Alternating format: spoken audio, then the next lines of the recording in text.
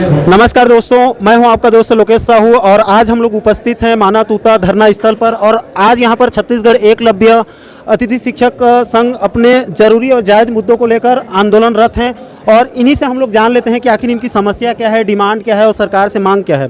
तो संघ के प्रमुख हैं प्राची मैम, आपकी मांग क्या है सरकार से? सर, हमारी मांग ये है कि हमको जो स्कूल से निकाला गया है या नियमित भर्ती हमारे खिलाफ की गई है, तो हम उससे बेरोजगार हो गए हैं। बेरोजगार ना करते हुए हमको रोजगार वापस दे, पुनः दे। चूँकि हम लोग राज्य शासन के कर्मचारी हैं, तो राज्य शासन की ये जिम्मेदारी बनती है कि हमको एकलव्य ना सही पर कहीं तो रोजगार दे। स्कूल शिक्षा विभाग है, उनका आदिम जाति विभाग है और भी अन्य विभाग है जहां हमको मर्ज करें। बस मैं यही गुहार लगाना चाहती हूं कि हमको बेरोजगार ना करें। जी। कितने साल से आप लोग सेवा दे रहे हैं सर सरकार को? पूरे छत्तीसगढ़ एकलव्य स्कूलों में लगभग 10 से 12 साल से अधिक से कई शिक्षक हैं जो सेवाएं अपनी दे रहे हैं। अब आप लोग कितने साल से दे रहे हैं? स्टार्टिंग से कितना साल हो गया अभी तक? हम लोग के जो अलग अलग शिक्षक साथी हैं अलग अलग साल से सेवा दे रहे हैं। कई लोगों का उम्र तो बीत ही चला है, वो अब किसी भी सरकारी एग्ज़ाम में पार्टिसिपेट नहीं कर सकते क्योंकि उम्र उनका। मैं ये जानना चाहता हूँ कि आप लोग टोटल अभी तक कितने साल तक अपनी सेवा दे चुके हैं? मैं कुल मिला के अभी कुछ लोग 6 वर्ष, कुछ लोग 7 वर्ष, कुछ लोग 5 वर्ष, कुछ लोग 4 वर्ष, ऐसे भी हैं हमारे शिक्षक साथी। जैसे मेरा ही है, मुझे 6 वर्ष इस विद्यालय में कंप्लीट हो गए। वैसे ही अन्य जितने भी शिक्षक साथी हैं सबका अलग अलग डे है सर। कोई कभी ज्वाइनिंग किया है, कोई सन में ज्वाइनिंग किया है, इस टाइप का है वो जानकारी। तो अभी आप लोगों को पूरा निकाल दिए हैं सेवा से? हाँ, पूरी तरीके से हमें निकाल दिया गया है। अप्रैल के बाद से हम लोग बेरोजगार हैं।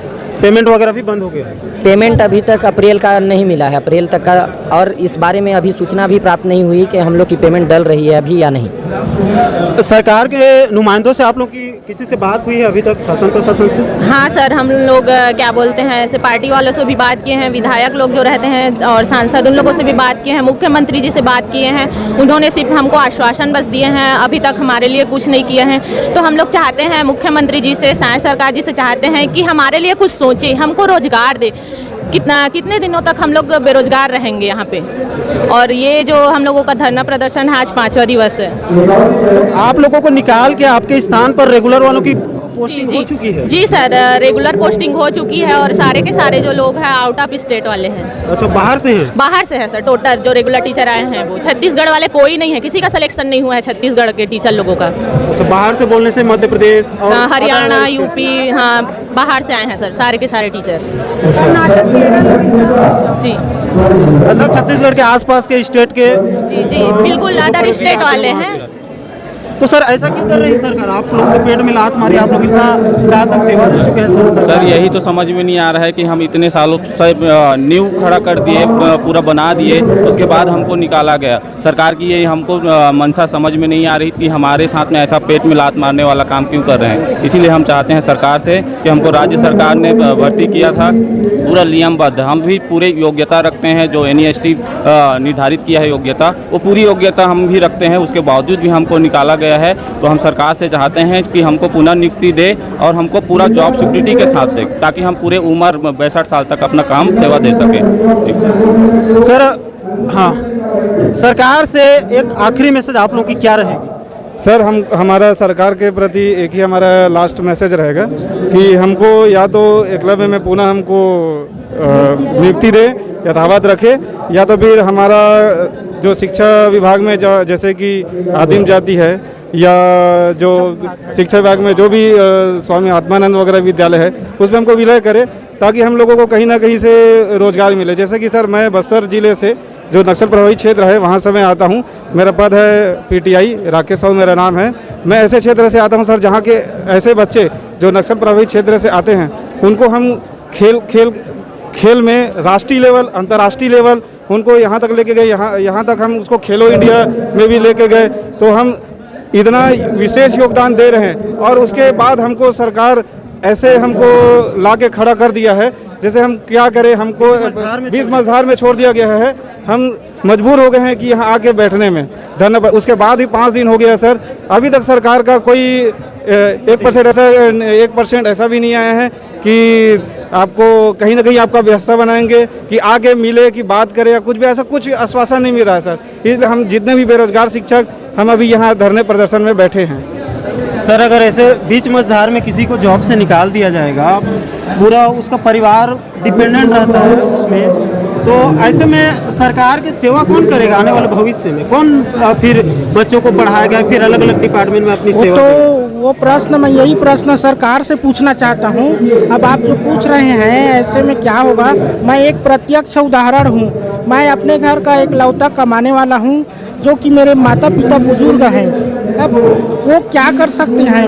मैं या बेरोजगार हो गया हूँ यहाँ पर। अब मैं अपने परिवार का पालन पोषण, अपने बुजुर्ग माता पिता का भरण पोषण या अपने बीवी बच्चों का पालन पोषण कैसे कर सकता हूँ? मैं सरकार से पूछना चाहता हूँ यही। क्या इसीलिए मेरे माता पिता ने खेत बेचकर मुझे पढ़ाया था कि मैं आज के दिन बेरोजगार होकर मेरे साथ साथ मेरे माता पिता की आंखों में भी आंसू आ जाए? तो मैं सरकार से पूछना चाहता हूँ कि अब हमारा क्या होगा? यदि कुछ कर सकते हैं तो देख लीजिए, नहीं तो हम सुसाइड करने के लिए मजबूर होना पड़ेगा हमको। तो साथियों आप देख रहे होंगे इनका दर्द। अतिथि शिक्षक संघ यहाँ पर 7 साल 8 साल से अपनी सेवा दे रहे हैं, छोटे छोटे बच्चों को दुरुस्त अंचल में जाके पढ़ा रहे हैं, और बीच मझधार में सरकार इनको जॉब से निकाल रही है। कहीं ना कहीं बिल्कुल भी अन्याय है, इनके साथ धोखा है, क्योंकि इन्होंने अपनी एक कहना चाहिए पूरी एक जवानी को दे दी है बच्चों की सेवा करने के लिए। 7-8 साल बहुत होते हैं, और यहाँ से अब ये जो टीचर हैं ये कोई दूसरे जॉब की तैयारी भी अब नहीं कर सकते। इसलिए इस वीडियो के माध्यम से शायद सरकार से और ख़ास करके वित्त मंत्री जी से, ओपी चौधरी जी से निवेदन है कि इनकी समस्या को एक बार सुना जाए, इनको टेबल पर बुलाया जाए, इनकी दर्द को सुना जाए और इनको फिर से बहाल किया जाए पुनः उन्हीं स्कूलों में, और इनको जॉब सिक्योरिटी दिया जाए, ताकि इनको देख के आने वाले जो बच्चे टीचर बनने की तैयारी कर रहे हैं उनके मन में एक पॉजिटिव संदेश जाए और उनके मन में भय ना हो कि बीच मझधार में सरकार हम लोगों को भी ना निकाल दे। अगर ऐसा चलता रहा तो कोई भी विद्यार्थी, कोई भी बेरोजगार अपने ज़मीन को, अपने घर के इन्वेस्ट करके वो पढ़ाई भी नहीं करेगा और ना ही वो सरकारी नौकरी की या फिर सरकार की कोई भी सेवा देने के लिए राजी नहीं होगा। इसलिए ये बहुत ही गंभीर विषय है, सरकार को इसको तत्काल ध्यान में देना चाहिए। और चूंकि बच्चों की भी पढ़ाई प्रभावित हो रही, इसलिए इन शिक्षकों को सम्मानपूर्वक बुलाना चाहिए, बातचीत करना चाहिए, इनकी समस्याओं को सुनना चाहिए और इनको वापस सम्मानपूर्वक फिर से बहाल करना चाहिए उन्हीं स्कूलों में, और इनको कम से कम जॉब सिक्योरिटी देना चाहिए, सुरक्षा देना चाहिए, ताकि इनका भी मन लगे बच्चों की सेवा करने में, उनको पढ़ाई लिखाई में। इससे छत्तीसगढ़ का शिक्षा व्यवस्था भी सुधरेगा और इन शिक्षकों का जो है वो भविष्य भी सुधरेगा। तो दोस्तों, मैं लोकेश साहू इस वीडियो के माध्यम से सरकार से पुनः अपील है मेरा कि इनकी समस्याओं को सुना जाए, इनको बीच मझधार में छोड़ा ना जाए।